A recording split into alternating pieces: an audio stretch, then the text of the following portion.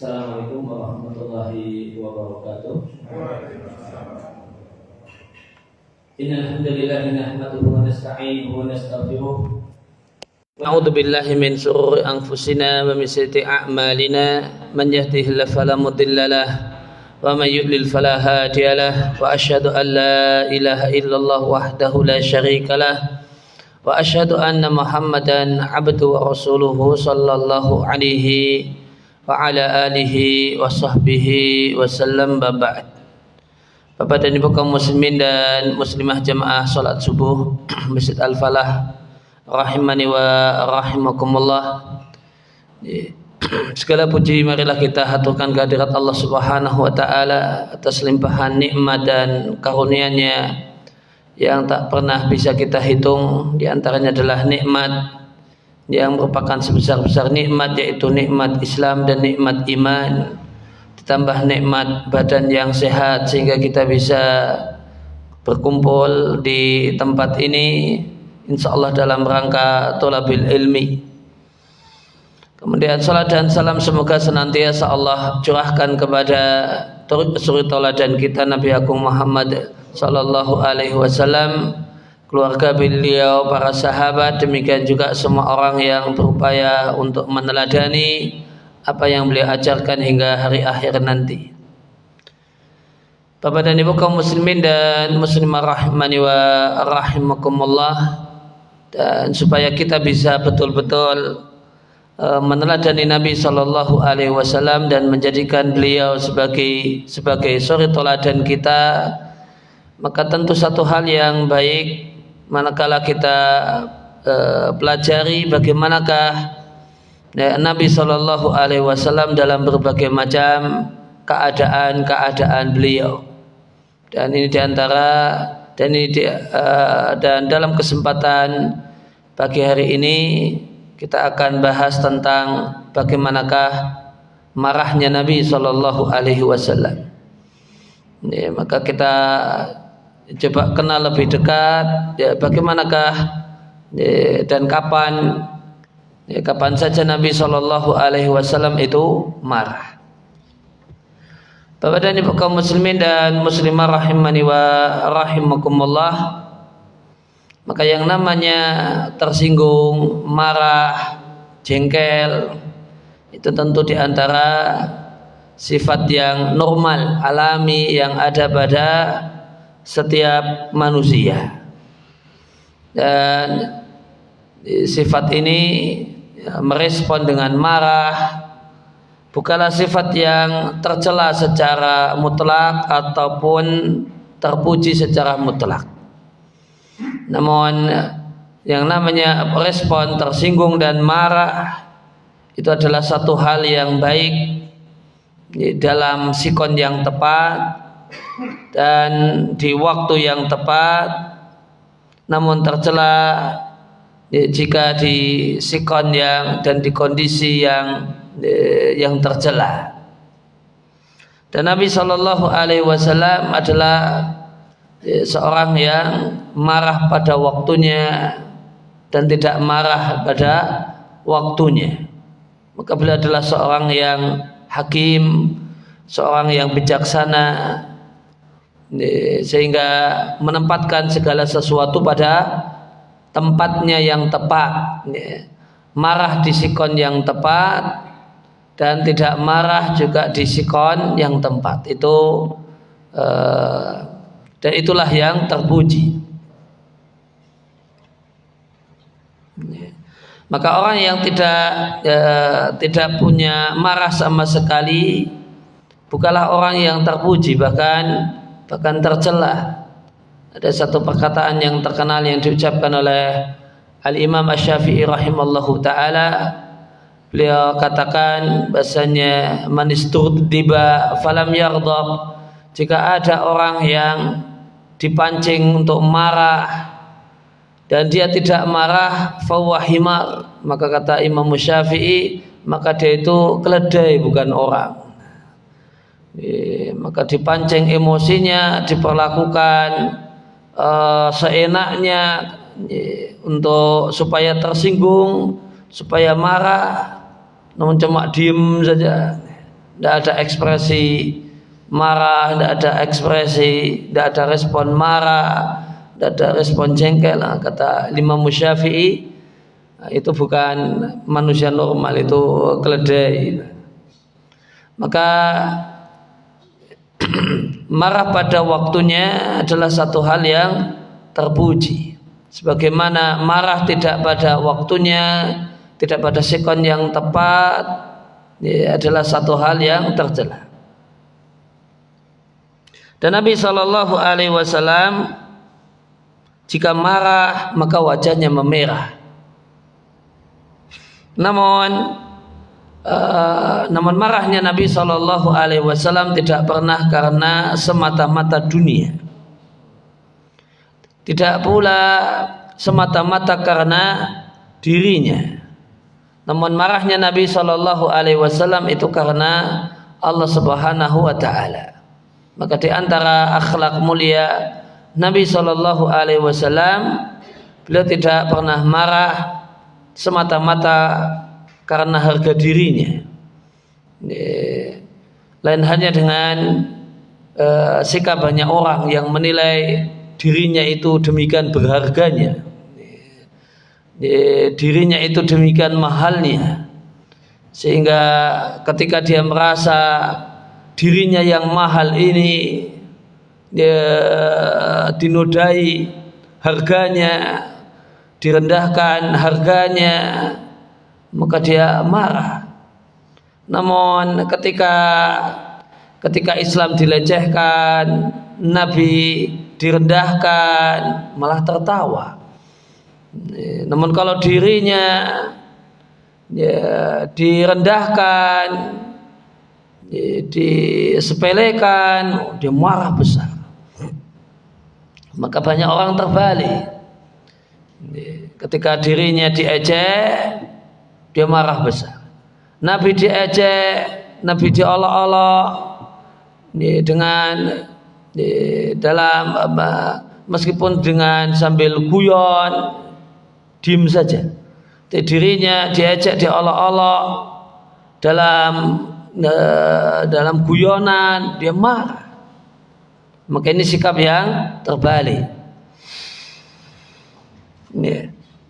Sebagaimana kata Ibunda Aisyah radhiyallahu taala anha, beliau mengatakan, man taqama Rasulullah sallallahu alaihi wasallam li nafsihi. Nabi tidak pernah membalas untuk kepentingan pribadinya. Tidak pernah membalas gara-gara urusan harga dirinya. Inama kana yaghdabu lillahi. Man taqama Rasulullah sallallahu alaihi wasallam li nafsihi ila an tuntahaka hurmatullahi. Nabi tidak pernah membalas karena dirinya, maka kecuali beliau akan marah dan menghukum ketika hal-hal yang mulia, hal-hal yang terhormat berkenaan dengan Allah Subhanahu wa taala dan agamanya dinodai. Fayantaqimu lillahi biha, maka Nabi marah dan menghukum karenanya. Demikian dalam hadis yang diriwayatkan oleh Al-Bukhari dan Muslim. Maka Nabi sallallahu alaihi wasallam itu tidak pernah marah karena harga dirinya. Hanyalah Nabi sallallahu alaihi wasallam itu marah karena Allah Subhanahu wa taala. Dan ketika hal-hal yang mulia dalam agama ini, hal-hal yang berkenaan dengan kemuliaan agama ini dinodai, dilecehkan, maka Nabi sangat marah, sehingga jejak marahnya itu nampak pada merahnya wajah Nabi sallallahu alaihi wasallam.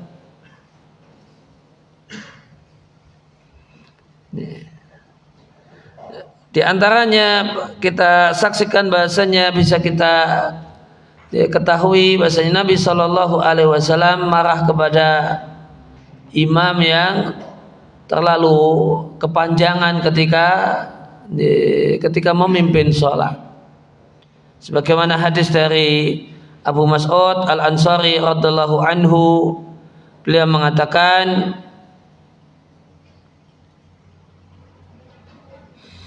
Nah, ada seorang yang datang melapor kepada Nabi sallallahu alaihi wasallam, "Ya Rasulullah, la akadu udriku salata mimma yutawwilu biha fulanun." Wahai Rasulullah, hampir-hampir aku tidak mendapatkan sholat, hampir-hampir aku tidak karena hampir-hampir aku tidak kuat sholat, tidak mendapatkan sholat dikarenakan fulan itu kalau mengimami, kalau jadi imam itu sholatnya panjang sekali, lama sekali. Dan yang dimaksudkan adalah sahabat Mu'adz ibn Jabal yang jadi imam dan sholatnya panjang, tapi panjangnya betul-betul panjang. Kalau di tempat kita atau kalau kita seringkali menganggap panjang yang tidak panjang, baca surat Asy-Syams saja sudah dianggap panjang, padahal cuma baca surat Asy-Syams atau baca surat Al-Bayyinah kok dawa-timen, padahal cuma Al-Bayyinah gitu. Kalau yang dilaporkan kepada Nabi ini Mu'adz bin Jabal jadi imam sholat Isya yang dibaca surat Al-Baqarah, yang dibaca surat Al-Baqarah ya cuma 2,5 juz, itu satu berdiri. Nah, itu jadi panjangnya memang betul-betul panjang. Kalau kita sebenarnya pendek, tapi ini karena malas gitu kan. Aslinya itu malas berdiri ya, bukan kepanjangan gitu. Tapi karena malas berdiri, Al-Bayyinah saja dianggap panjang gitu. Al-Lail saja dianggap panjang. Kalau yang dilaporkan ini panjangnya memang tulen panjang, surat Al-Baqarah. Surat Al-Baqarah. Surat Al-Baqarah dibaca pelan dan satu juz setengah jam. Kalau 2,5 juz ya kan berarti kan rakaat pertama 1 jam lebih dikit kan. 1 jam lebih sedikit baru 1 rakaat, padahal ini 4 rakaat. Dilaporkan kepada Nabi sallallahu alaihi wasallam, "Ya Rasulullah, saya hampir-hampir tidak mendapatkan sholat." Itu sholat jamaah, hampir-hampir gak kuat sholat jamaah, karena 1 rakaat pertama saja sudah 1 jam lebih. Maka dilaporkan pada Nabi sallallahu alaihi wasallam karena fulan, Nabi nyebut nama, orang yang lapor ini nyebut nama panjang sekali ketika jadi imam. Maka kata Abu Mas'ud, "Fa ma ra'aitu an-nabiyya sallallahu alaihi wasallam fi mau'izatin ashadda ghadaban min yaumi idzin." Maka tidak pernah aku melihat Rasulullah sallallahu alaihi wasallam ketika memberikan ceramah, nasihat, marah yang demikian luar biasa sebagaimana marahnya Nabi ketika itu. Maka Nabi sallallahu alaihi wasallam kemudian menyampaikan dalam marahnya, "Ayuhan nas innakum munafirun." Wahai sekalian manusia, sebagian dari kalian atau banyak dari kalian membuat orang ini tidak suka dengan agama, membuat manusia jengah dengan agama, nggak nyaman dengan agama. Itu maksudnya dalam hal ini dalam bentuk mimpin sholat jadi imam terlalu panjang. Akhirnya yang dimaksud agama berarti sholat jamaah, membuat orang tidak suka sholat jamaah, menghindari sholat jamaah, pilih nggak sholat jamaah karena demikian panjang sholatnya. Maka Nabi katakan, "Man shalla bin nasi falyukhaffif." Maka siapa yang jadi imam hendaknya jangan panjang-panjang. Fa inna fihimul maridah, karena di tengah-tengah jamaah ada yang sakit, wa dhaifah, dan ada yang fisiknya lemah, wa dzal hajah, dan ada orang yang setelah sholat itu ada janjian dan ada kebutuhan dan keperluan. Demikian adalah hadis yang diriwayatkan oleh Al-Bukhari. Maka di sini kita jumpai pelajaran tentang semangat sahabat dalam beribadah yang luar biasa. Sampai-sampai mereka itu tetap jamaah ke masjid meskipun sakit. Maka Nabi katakan, kalau jadi imam jangan terlalu panjang. Jangan terlalu panjang. Alasannya kata Nabi, di antara mereka ada yang sakit. Berarti gimana sahabat itu? Sakit tetap ke masjid. Sahabat itu sakit tetap ke masjid.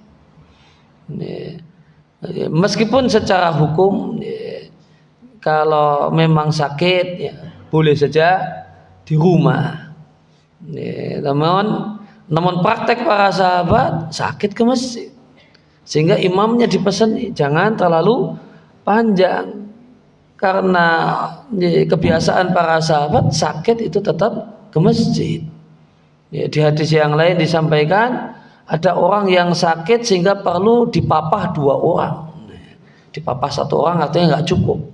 Harus dipapah 2 orang, dia pengen karena dipapah 2 orang kemudian pergi ke masjid. Perlu dipapah artinya sakitnya nggak main-main itu. Nggak mungkin kalau cuma sekedar migrain biasa gitu, nggak mungkin. Ya, kalau mungkin cuma sakit gigi sepertinya masih tidak perlu dipapah. Ini perlu dipapah 1 orang tidak cukup. Ya, perlu kiri kanan yang megangi. Ini sakitnya serius ini. Dan gimana? Tetap pergi ke masjid. Ini semangat ibadah mereka. Ini, kalau ya, sehingga ya, mereka cuma boleh kan ya, berarti kan boleh di rumah, boleh ke masjid. Saya pilih ke masjid. Ya, itu semangat para sahabat dalam ibadah. Ya, banyak dari kita ketika ini kalau sahabat hukumnya boleh, milih ibadahnya daripada keringanannya. Kita hukumnya sunnah, kan sunnah kan, semangatnya nggak usah, kan sunnah. Kalau ini sahabat di rumah kan boleh kan, cuma boleh kan, saya ke masjid. Di rumah boleh, saya pilih ke masjid. Itu semangat sahabat, cara sahabat memandang ibadah. Cara sahabat memandang ibadah, boleh ibadah. Boleh ibadahnya di rumah. Kalau boleh ibadahnya di rumah, saya lebih pilih ke masjid. Meskipun harus dipapah orang, bahkan meskipun harus dipapah 2 orang. Cara pandang banyak orang, oh ini kan nggak wajib kan, nggak dianjurkan kan, saya tidak usah saja. Saya nggak usah saja. Jika yang sunnah saja diperlakukan demikian, bagaimana kalau nggak boleh? Kalau dikatakan boleh nggak usah, ya tentu lebih semangat lagi banyak dari kita demikian keadaannya. Ya, maka Nabi sampaikan jangan terlalu panjang-panjang karena di belakang yang jadi makmum itu ada yang sakit, ada yang fisiknya lemah, dan ada yang punya kepentingan dan keperluan. Ya, maka di sini di hadis ini Nabi marah ketika mengajar, marah ketika memberikan nasihat. Artinya marahnya Nabi itu bukan karena harga dirinya. Marahnya Nabi di sini bukan karena harga dirinya. Tidak ada yang menodai harga diri beliau. Ini cuma laporan berkenaan dengan keadaan satu masjid di dekat Masjid Nabawi. Keadaan masjidnya demikian. Kemudian Nabi kumpulkan para sahabat, Nabi ceramai, dan di ceramahnya Nabi marah. Maka marahnya Nabi Shallallahu Alaihi Wasallam adalah marah karena Allah Subhanahu Wa Taala, dan marahnya Nabi itu marah yang proporsional, tidak melampaui batas, tidak berlebihan. Sebagian orang ketika marah itu tanpa kendali, berlebihan. Ya, orang bilang marahnya memuncak karena berlebihan, karena overdosis. Dan marahnya Nabi Shallallahu Alaihi Wasallam itu bukan karena dirinya, Bukan karena beliau menilai demikian mahal dirinya, demikian mahal harga dirinya. Bukan pula tidak ada dalam marahnya Nabi buah dari godaan setan. Bukan karena godaan setan, namun marah yang memang karena Allah Subhanahu wa ta'ala. Oleh karena itu, maka yang Nabi katakan saat marah sekalipun itu satu hal yang benar, satu hal yang merupakan kebenaran. Sebagaimana dari sahabat Abdullah bin Amr ibn Al-As, beliau mengatakan, ada sahabat Nabi namanya Abdullah bin Amr ibn Al-As, beliau ini mengatakan, kutulis semua yang aku dengar dari Nabi SAW. Beliau mencatat hadis, semua yang didengar dari Nabi dicatat. Segala sesuatu yang aku dengar dan aku ingin menghafalnya itu kucatat. Fanahatni Quraisy, maka sejumlah orang Quraisy menegurku. Orang-orang Quraisy setelah mereka masuk Islam menegur sahabat ini dan mengatakan, ataktubu kulla syai'in tasma'uhu wa Rasulullah sallallahu alaihi wasallam basyarun. Apakah segala sesuatu yang kau dengar dari Nabi mau kau catat? Padahal Nabi itu manusia. Yatakallamu fil ghadabi wa ridha. Beliau berbicara saat marah dan berbicara saat senang. Kalau masa kemudian pas marahnya juga engkau catat? Artinya orang-orang ini mengingatkan, menegur Abdullah bin Amr ibn Al-As dan mengingatkannya dengan karakter manusia. Karakter banyak orang, ucapan ketika marah itu bukan aslinya.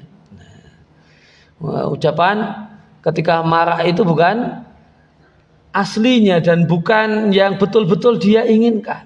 Ya cuma sebel saja.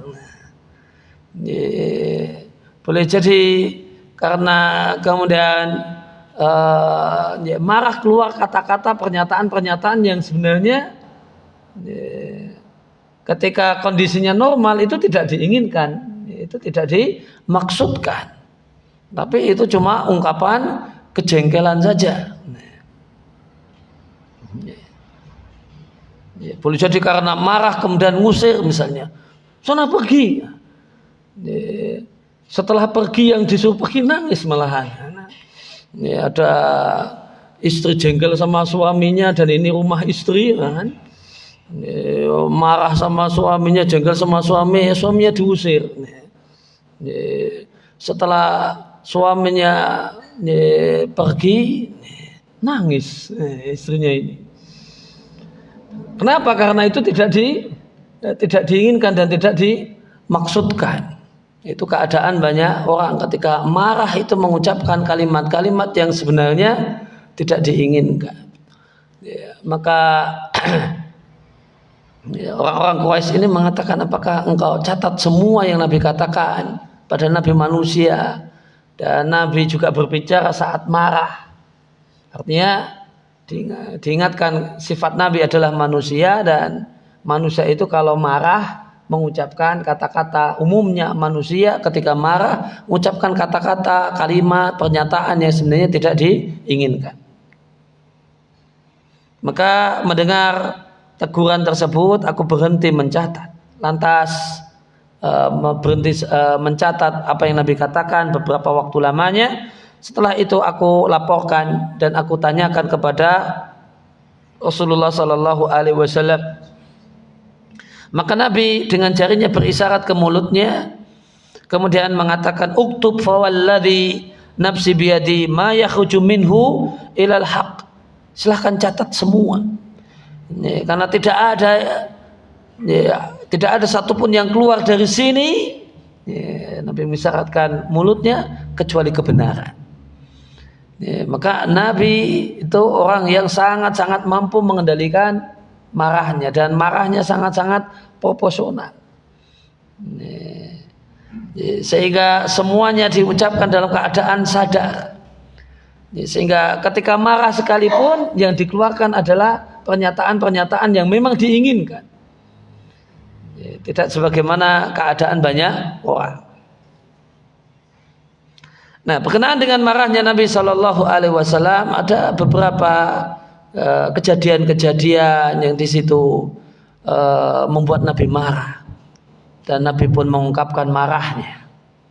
Ya, ada sejumlah kejadian, di antaranya adalah marahnya Nabi Shallallahu Alaihi Wasallam kepada orang kafir Quraisy dan para pemimpin-pemimpin Quraisy yang keterlaluan menyakiti Nabi.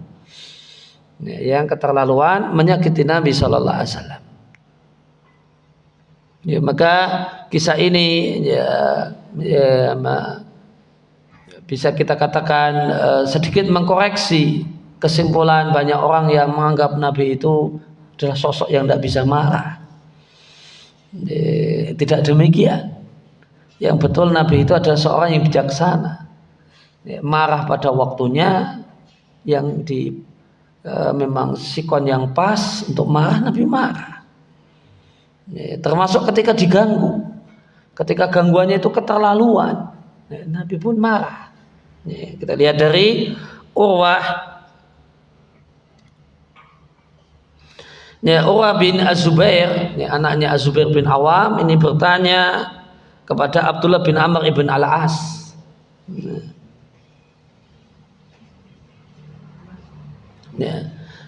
Apa yang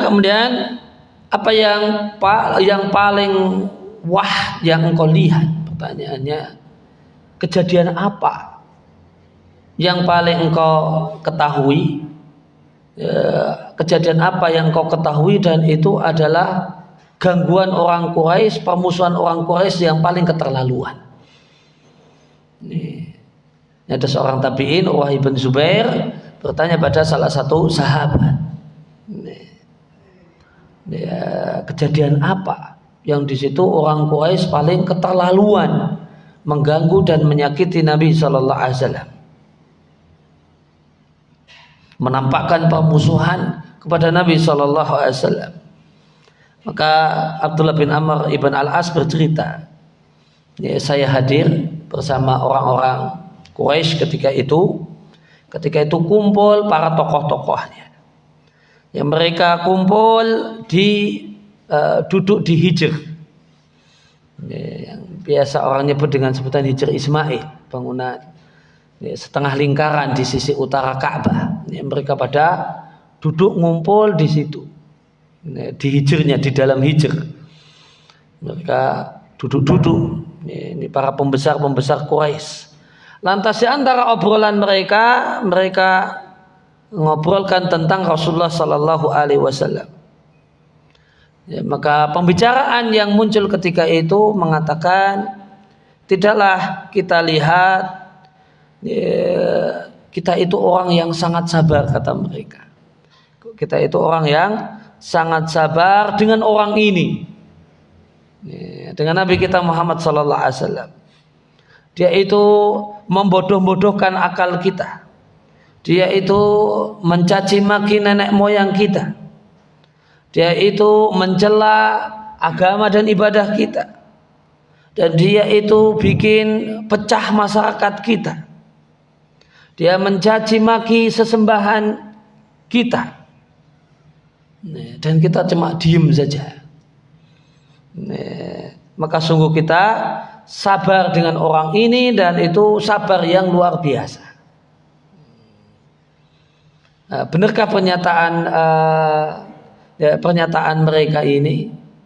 Pernyataan mereka ini terlalu melebih-lebihkan. Apa yang dimaksud mencaci maki sesembahan mereka? Yang dimaksud dengan mencaci maki sesembahan mereka adalah Nabi mengatakan yang kalian sembah itu makhluk yang tidak bisa apa-apa. Apa itu kalimat cacian? Apa itu kalimat cacian? Yang kalian sembah itu makhluk yang la yanfa'u wa la yadur, tidak bisa ngasih manfaat untuk yang menyembah dan tidak bisa menimpakan bahaya, musibah bagi yang menyembahnya. Itu yang disebut dengan mencaci maki. Mencaci maki sesembahan-sembahan kita. Yang dimaksud dengan kemudian mencela agama kita, agamanya orang Quraisy itu. Nabi mengatakan, kalian menyembah yang tidak berhak untuk disembah. Ya, kalimatnya demikian. Kalian itu nyembah ya, yang tidak berhak untuk disembah. Kalian beribadah kepada yang tidak layak untuk diibadahi.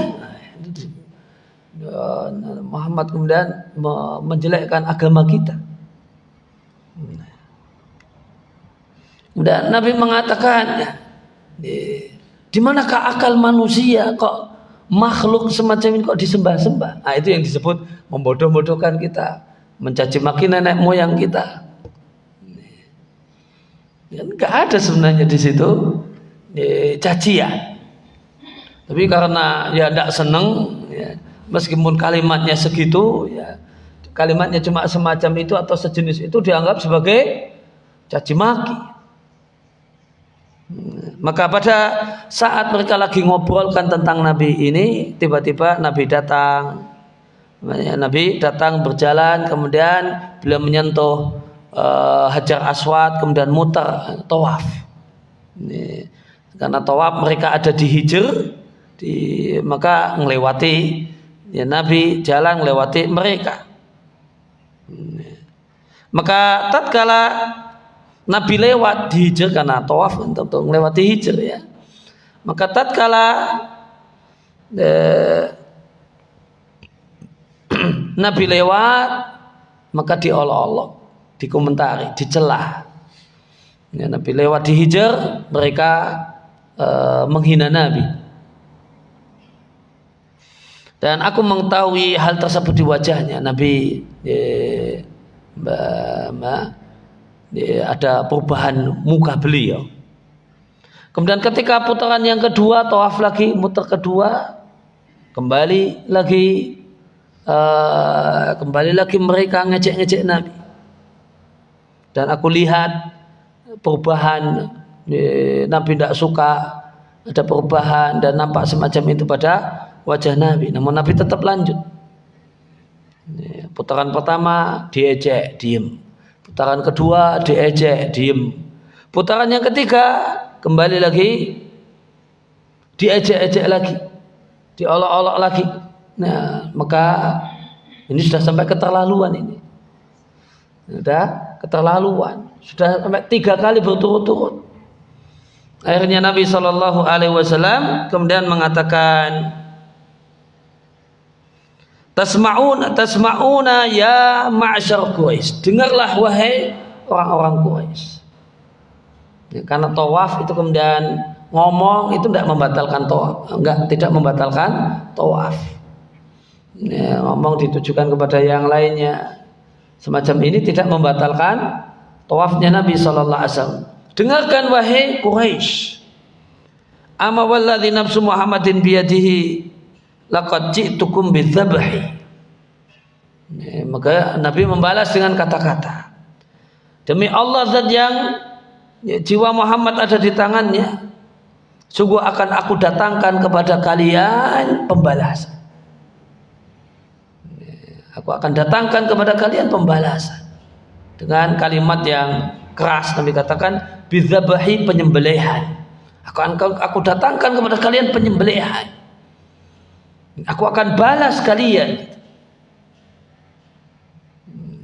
Maka begitu Nabi mengucapkan kalimat ini demikian masuk ke dalam hati para pimpinan-pimpinan Quraisy itu. Semua mereka langsung macep diam. Aku akan balas kalian. Langsung macep diam. Seakan-akan sampai ada yang diamnya itu demikian tenang. Sampai diungkapkan seakan-akan ya, di kepalanya itu ada burung yang bertengger dan dia tidak ingin supaya burung itu pergi, akhirnya betul-betul diem.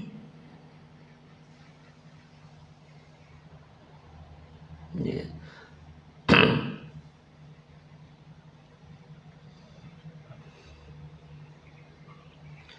Sampai akhirnya kemudian yang paling keras ngomongnya ketika tadi ngolok-ngolok Nabi, ngejek Nabi tadi, yang paling keras ngomongnya itu jadi bahasanya jadi halus.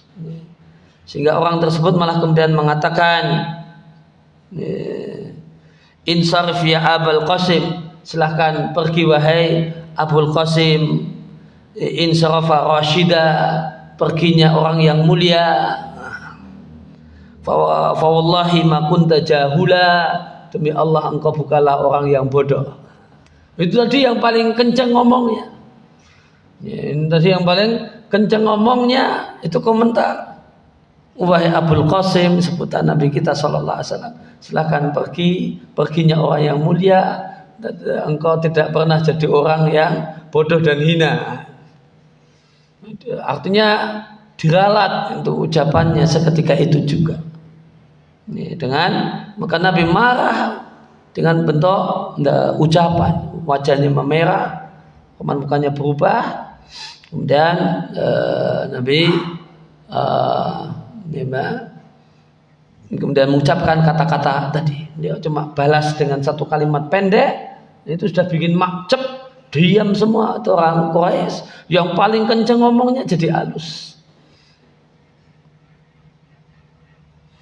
Akhirnya Rasulullah sallallahu alaihi wasallam di hari itu kemudian pergi. Esok harinya para pembesar Quraisy duduk-duduk lagi kumpul di Hijr. Kata Abdullah bin Amr ibn Al-As, dan saya duduk bersama mereka ketika itu karena beliau ketika itu belum masuk Islam tentunya. Akhirnya mereka ngobrolkan kejadian kemarin. Yang satu kemudian ngobrol sama temannya. Kemarin itu obrolan kita, kalian sebut-sebut kesusahan kalian, sabar kalian. Namun ketika dia ucapkan kata-kata hal yang tidak kalian senangi, kalian biarkan dia pergi. Jadi gimana ini, kemarin pas orangnya belum ada, kita itu susah, menderita, terlalu sabar dengan ini orang ini. Begitu dibalas satu kalimat, kalian biarkan dia pergi. Enggak serius kalian ngobrolkannya, cuma diberi kayak gitu saja sudah mundur. Maka pada saat sedang ngobrolkan Nabi datang lagi. Di hari yang kedua ini Nabi datang lagi. Ketika Nabi datang ke pimpinan-pimpinan Quraisy yang tadi ngobrolkan Nabi, mereka semua loncat karena sudah dipanas-panasi tadi.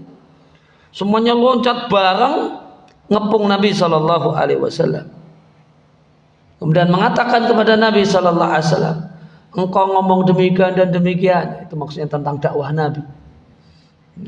Mencaci maki Tuhan kami, engkau membodoh-bodohkan orang-orang pintar di antara kami dan seterusnya yang tadi telah kita sampaikan. Kamu gini. Maka jawaban Nabi Shallallahu Alaihi Wasallam, Nabi katakan, betul, aku katakan demikian. Betul, aku katakan demikian. Dan yang Nabi katakan yang tadi saya ceritakan. Yang Nabi katakan itu yang tadi kita ceritakan. Namun mereka memberikan pelabelan yang berlebihan. Betul, karena yang dimaksudkan itu adalah kalimat-kalimat Nabi tadi. Betul, saya mengatakan demikian. Kemudian maka aku lihat salah satu dari mereka yang kemudian kalau bahasa kita ini megangi bajunya Nabi.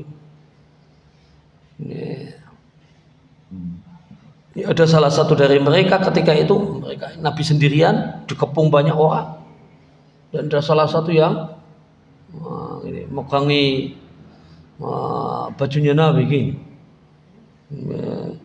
Siap mau mukulin Nabi. Akhirnya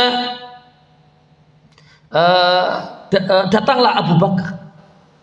Ketika itu ada Abu Bakar. Datanglah Abu Bakar menghalanginya, melindungi Nabi. Dan Abu Bakar ketika itu datang sambil menangis. dengan mengatakan ataqtuluna rajulan ayakula rabbiyallahu, apakah akan kalian bunuh orang yang kalian hajar dan dia sendirian, kali ini banyak orang, gara-gara dia cuma mengatakan Rabbku adalah Allah, sesembahanku adalah Allah. Akhirnya karena kehadiran Abu Bakar ini mereka semua bubar, nggak jadi ngajar Nabi.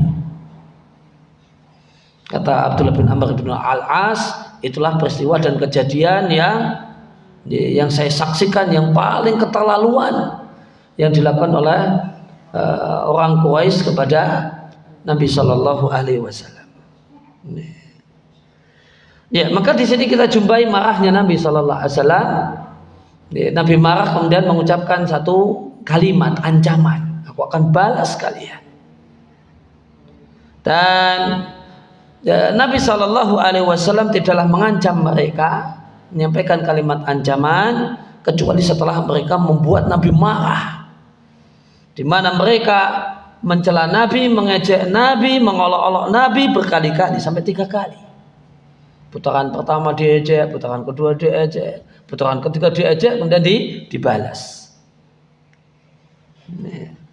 Kemudian yang tidak kalah keterlaluannya adalah kejadian yang lainnya dari sahabat Abdullah bin Mas'ud radhiyallahu anhu. Beliau mengatakan ketika itu Rasulullah Shallallahu Alaihi Wasallam berdiri mengerjakan sholat di Ka'bah atau di dekat Ka'bah, di depan Ka'bah. Dan sejumlah orang Quraisy itu ada duduk di tempat mereka biasa duduk-duduk. Kemudian Abu Jahal dan Abu Jahal itu orang yang sangat keras permusuhannya dengan Nabi Shallallahu Alaihi Wasallam. Sampai demikian kerasnya permusuhannya dengan Nabi Abu Jahal. Abu Jahal ini Nabi sebut Abu Jahal ini dengan sebutan Fir'aunu hadil ummati. Fir'aunnya umat ini itu Abu Jahal. Fir'aunnya umat ini, manusia zaman ini itu Abu Jahal. Dan Abu Jahal itu bukan paman Nabi, yang jadi paman Nabi itu Abu Lahab. Nah, Abu Jahal mengatakan, tidakkah kalian melihat orang yang pamer dengan sholatnya ini? Disebut pamer. Orang yang riya dengan ibadahnya ini. Siapakah dari kalian yang mau berdiri kemudian pergi ke tempatnya fulan yang baru saja nyembelih unta? Nyebut nama. Ke tempatnya fulan, tempatnya A yang baru saja nyembelih unta. Kemudian setelah itu ambil jeruannya, plus di sana ada darah dan tainya, bawa ke sini, kemudian tunggu sebentar, dan kalau orang ini sudah sujud, taruh itu jeruannya plus darahnya plus tainya, taruh di punggungnya, di pundaknya. Jadi ini Abu Jahal memprovokasi, siapa yang mau? Gitu. Ambil itu jeruan, darah, tai unta dari tempat si fulan yang baru saja nyembelih unta. Famba'asa asqal qaumi, maka yang orang yang paling celaka dari mereka itu berdiri, namanya Uqbah ibn Abi Mu'aid. Itu berdiri, kemudian datang membawa tadi jeruan plus ada darahnya, ada tainya. Kemudian dia tunggu Nabi sedang sholat. Setelah Nabi posisi sujud, itu diblekan, ditaruh di pundak Nabi. Dan aku melihatnya, kata Abdullah bin Mas'ud, sahabat Nabi ini, dia Muslim ketika itu, tapi dia orang rendah, bukan orang elit. Aku lihat dan aku tidak bisa berbuat apa-apa. Seandainya saya punya kekuatan, punya punya posisi, aku akan hilangkan jeruan tadi, aku akan singkirkan, aku akan bersihkan dari Nabi Shallallahu Alaihi Wasallam. Masalahnya ini pelakunya para tokoh-tokoh, pimpinan-pimpinan. Ini saya bukan siapa-siapa di sini, tidak bisa, tidak punya, terlalu berisiko. Dan setelah Nabi dibleki itu kotoran jeruan unta plus tai dan darahnya itu, maka orang-orang Quraisy ini tertawa-tawa, dan tertawanya itu sampai miring-miring. Kalau bahasa kita tertawa sampai kemudian ada yang tidur gara-gara tertawa, terbahak-bahak. Ini tertawa-tawa yang luar biasa. Dan Rasulullah Shallallahu Alaihi Wasallam tetap hanya sujud saja dan tidak mengangkat kepalanya. Lantas ada yang lihat kejadian ini, pergi ke rumah Nabi, kemudian nemui Fatimah. Dan Fatimah ketika itu masih anaknya, wanita belia, anak kecilnya. Lantas dilapor itu, maka Fatimah datang ke masjid sambil berlari, dan Nabi SAW tetap bersujud sampai Fatimah membersihkan jeruan plus kotoran plus tai tadi dari pundak Nabi Shallallahu Alaihi Wasallam. Setelah selesai dia bersihkan, dia datangi tokoh-tokoh Quraisy dan dia cela mereka. Kalian kebangetan, lah mungkin bahasa kita demikian. Kan keterlaluan. Orang ini tidak salah ngapa-ngapain, tidak ganggu kalian perlakukan sedemikian jeleknya. Maka setelah Rasulullah Shallallahu Alaihi Wasallam selesai sholat, maka Nabi Shallallahu Alaihi Wasallam mengangkat kepalanya dan berdoa, Allahumma alaika bi Quraisy, ya Allah bereskanlah Quraisy. Quraisy yang dimaksudkan ya mereka tadi. Ya Allah bereskanlah Quraisy, ya Allah bereskanlah Quraisy 3 kali. Nabi katakan demikian. Itu marahnya Nabi. Nabi doakan mereka. Doanya doa jelek. Kalimatnya kalau diterjemahkan, ya Allah rampungkan, bereskan mereka ya Allah. Nabi doakan 3 kali. Dan ini satu hal yang berat bagi mereka, para pelaku-pelaku itu. Karena Nabi mendoakan jelek kepada mereka, dan mereka berpandangan bahasanya doa di negeri ini, di kampung ini, di Mekah ini mustajab.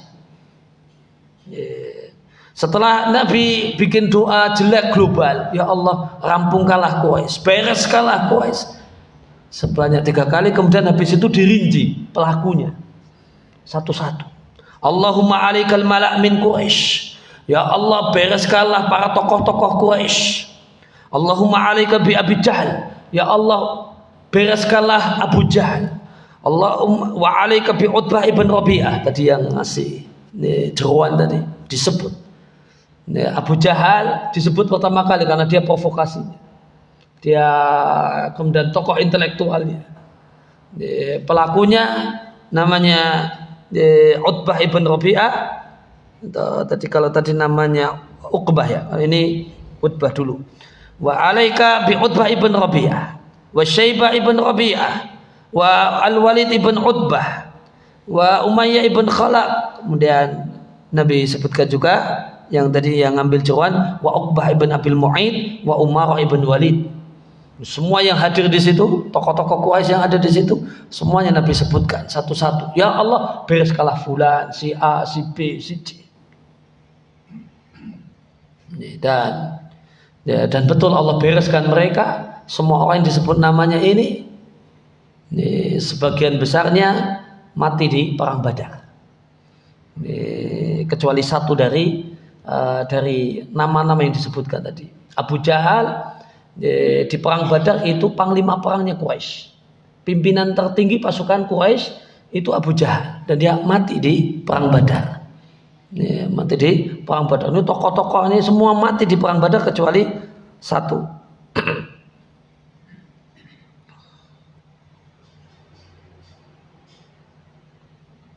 Maka ini doa jelek Nabi Shallallahu Alaihi Wasallam.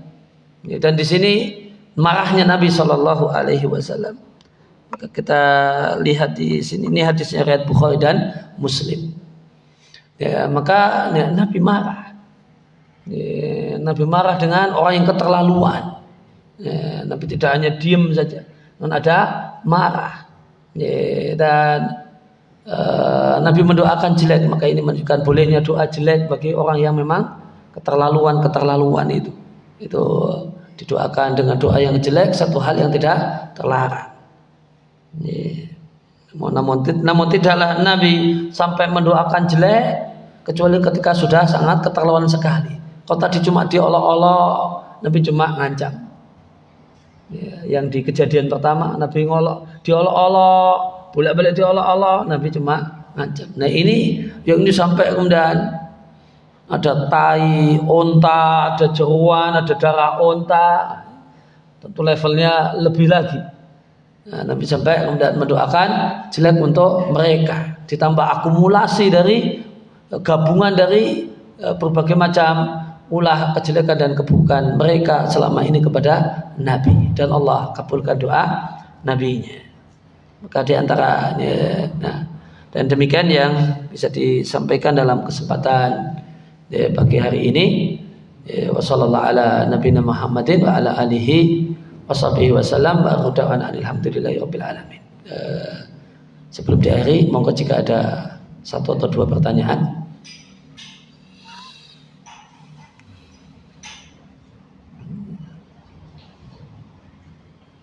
Ya, jika tidak demikian, mari kita tutup dengan kafaratul majlis. Subhanakallahumma wa bihamdika asyhadu an la ilaha illa anta astaghfiruka wa atubu ilaik. Wassalamualaikum warahmatullahi wabarakatuh.